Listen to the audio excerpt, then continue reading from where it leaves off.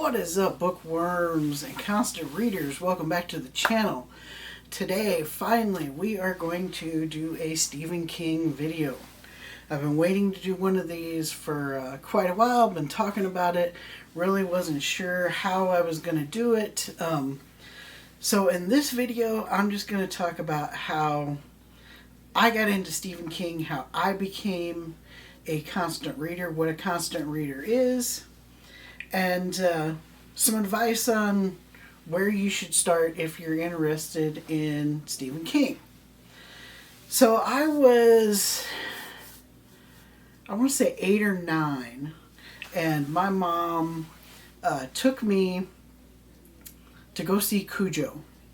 And I've been a huge horror movie fan for a long time. Watched tons of horror movies as a kid. I really got into it around 8 or 9 years old. I grew up with Michael Myers, Freddy Krueger, Jason Voorhees, all those slasher films of the 80s. And I really fell in love with Stephen King with that movie, because after the movie, my mom told me that it was based on a book by Stephen King. And so I read the book, and I liked the book even more than the movie.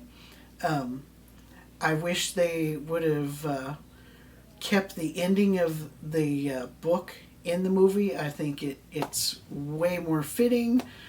But yeah, I read Cujo and I was hooked. Once I read Cujo, I went back and I started reading all of Stephen King books in order. And he had, I want to say, like maybe 8 or 10 books out at the time. And it didn't take long, and by the time I'd finished reading those, some new ones had come out. And I had a really good public library and school library that when those new ones did come out, I could get them and read them. And I started, after Cujo, I started with Carrie, and I just read, everything in publication order. I've been doing that since I was 8 or 9. I've read his books many times. He's by far my favorite author. I do plan on doing a read-through of his stuff for the channel. Right now, I'm on my own personal read-through once again. I'm on Black House. I have I think 30 books to go before I'm finished. I probably will finish my own personal read-through before I do any for the channel. I will do a read-through in order, starting with Carrie, but it's a little bit down the line before I do that. Unless I pick up a bunch of subscribers and they want me to do Stephen King, then I might stop my own read-through and start from the very beginning. Because I've read everything, but I think the last 6 or 8 books that he's done, that's how long it takes to do a read-through of his stuff. And when I do a read-through for the channel, I'm going to do it a little bit different than publication order. So anytime there is a sequel or like a series, when the first book comes up, then I'll read the second book, and so on. So like with The Shining, there is a sequel to The Shining. It's called Dr. Sleep. When I get to The Shining, I'll read The Shining, I'll read Dr. Sleep, then we'll move on to the next book. This will happen again with The Gunslinger, the first book in the Dark Tower series. When I get to The Gunslinger, we'll just cover the entire Dark Tower series from beginning to end, and then move on with the next book in publication order. I know this happens again with The Talisman. You read The Talisman, then you read Black House. You have the Mr. Mercedes trilogy. So there's a couple different times we're going to go out of order, but as far as story wise, we're going to go in order. I'm not going to read The Shining and then wait like 40 books later and cover Doctor Sleep. So where should you start with Stephen King? I tell a lot of people, start at the beginning. Start with Carrie. Read Carrie and just move forward in publication order. I like doing that because you really get to see how he hones and perfects his writing style and storytelling as he goes on. I know some people say that he was at his best in like the late 80s, early 90s. I really don't see a change in his writing style from when he wrote Carrie to now. I think he's just gotten better. The thing about Stephen King is he's not just a horror writer. He's just an exceptionally good writer. I think the master of horror is fitting, but he's also the master of the coming of age story. I don't think anybody does it better than Stephen King. If you look at like The Body, the film Stand By Me is based on that. If you look at like It, nobody does the coming of age better than Stephen King. And I'll fight you on that one. And the other thing that he does, I think a lot of people think that he's like all blood and gore and monsters and everything, and that's just not the case with Stephen King. Stephen King is more psychological horror. Don't be scared about the monster under your bed. Be afraid of the neighbor that has a collection of severed heads in his freezer. That kind of stuff is what Stephen King does. Now, he does do classic monster stories. He does have stories about werewolves, vampires. He does supernatural stories. But I think for the most part, Stephen King sticks to that the real monsters are people and not, something with fur and fangs. And he's just gotten better at it over time. I really have never read a Stephen King book that I didn't like. Now, I do have favorites and I have least favorites. Like, It is my absolute favorite Stephen King book of them all. I think that was his greatest work that he ever put out. I know some people think The Stand is, but for me, what hurts The Stand is the complete and uncut version. And I know a lot of people are going to disagree with me on this, but I don't feel that it was needed. And maybe it's just in the time period I grew up. I read The Stand. It was like an 800-page story, and it was streamlined, it was focused, and it was good. When they came out with the complete and uncut version of that novel, I liked it. I've read it many times because that's all you can get right now. And I do have an original first edition of I think it's the 1978 is when it came out, 1980, something like that.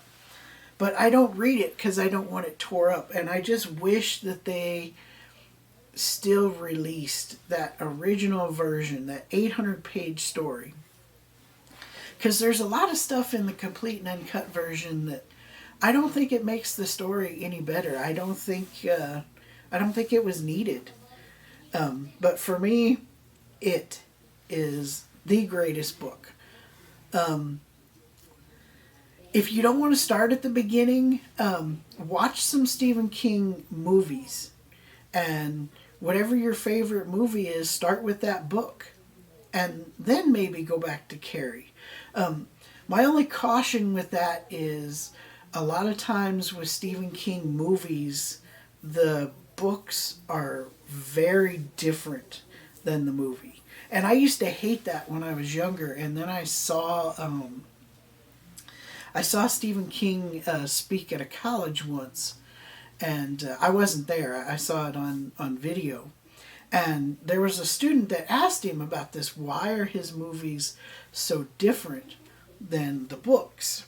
And he went into this big explanation about, sometimes he doesn't have a say in how they do the movie.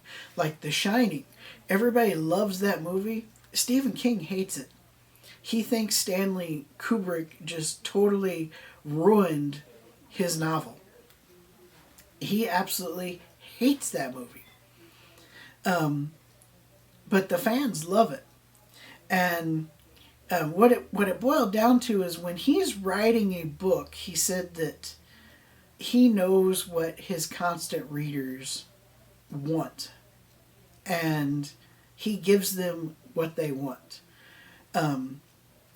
With a movie, you're trying to reach a wider audience. And sometimes things in the book have to be changed.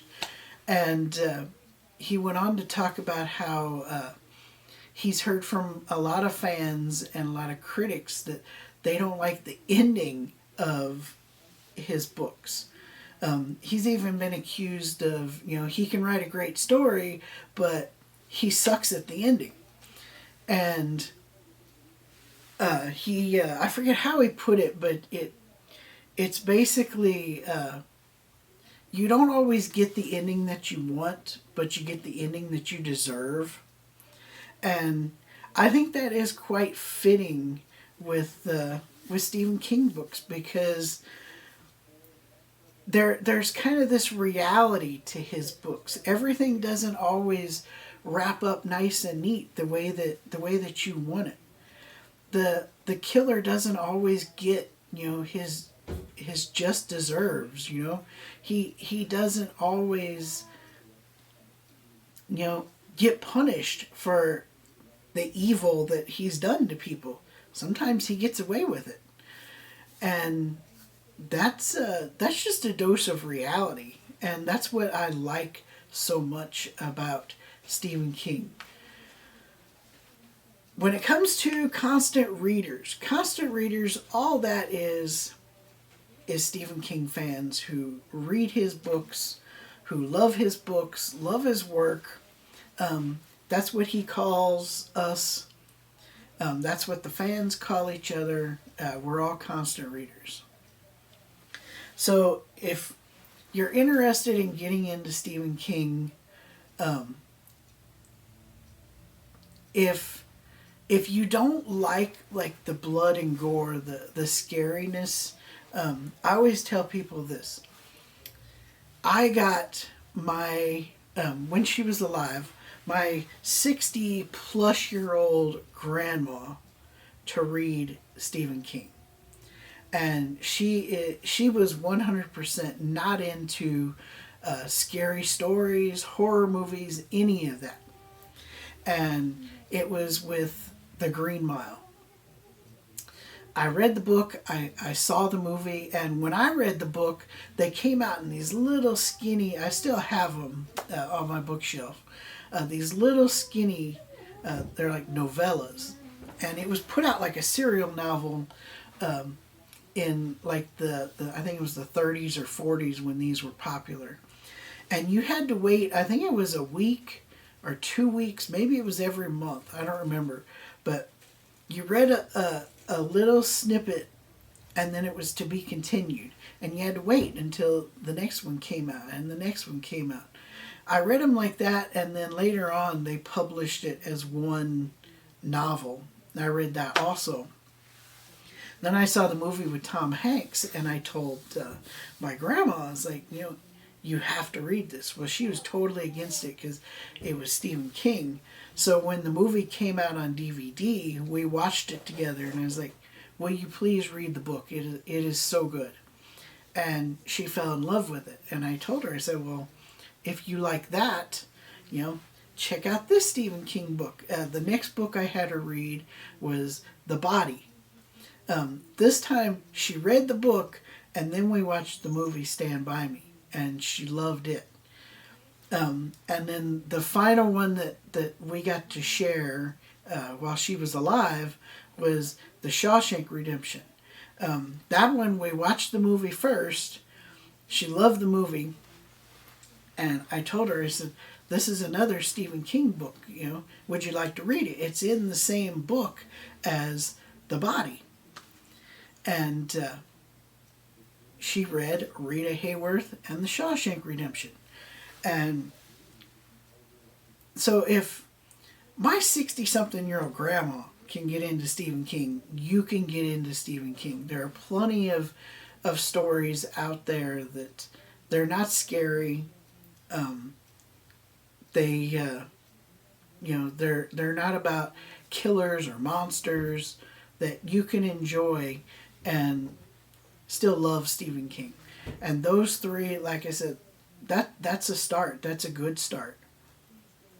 If you want something a little more scary, Salem's Lot.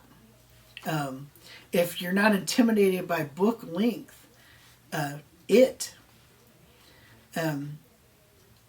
Stephen King books, they tend to be long reads, but to me they're worth it. So yeah, if you're looking to get into Stephen King, you're afraid of the scary stories, check out those 3 books.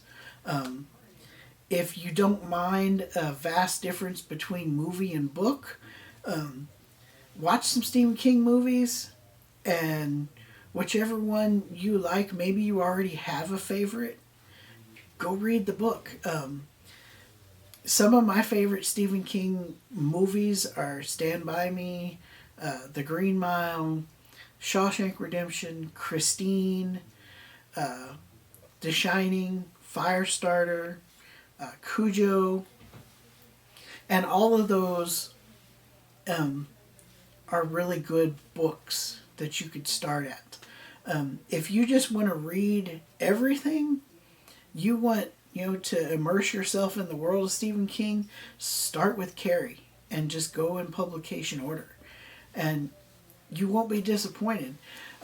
The other thing about Stephen King's books is they're all part of a universe that he's created, and they all center around the Dark Tower books. And I'll do a whole video on that. But as you read Stephen King books, they reference each other, and there's characters in multiple books, and he turns, his whole state of Maine into kind of the center of his universe. You'll hear about Buxton and Derry and Castle Rock in multiple books. You'll hear about Salem's Lot, and all of these towns and everything interact with each other. The characters interact with each other. That is like the beauty of Stephen King and reading his books. You are in like this multiverse, because you also have different realities. Like a lot of people say The Stand doesn't fit into that Stephen King multiverse, but if you read the Dark Tower books, they reference The Stand and how it was a failed world where that disease took over. So you have multiple worlds, multiple universes that all connect through the Dark Tower. And once you start reading his books and you start seeing, references to the Crimson King and the Dark Tower and Randall Flagg, and all these different characters and things appearing in other books, that is like the best part of the Stephen King multiverse, if you will. That's all I have for you today, guys. I really encourage you to read Stephen King. He does amazing storytelling. He has some awesome short stories, awesome novels. Uh, by far, my absolute favorite author of all time. Um, like I said, I've read all of his books except for I think the latest 6 or 8 because that's how long it's taken me to get through this read through that I'm doing. He's come out with that many books. That's why I plan on finishing this read through before I start one for the channel. But like I said, if I get more subscribers and there's a demand for it, I will definitely do it sooner. If not, I'm just going to wait until I finish that read through. That's all I got for you today, guys. Till next time, read more books.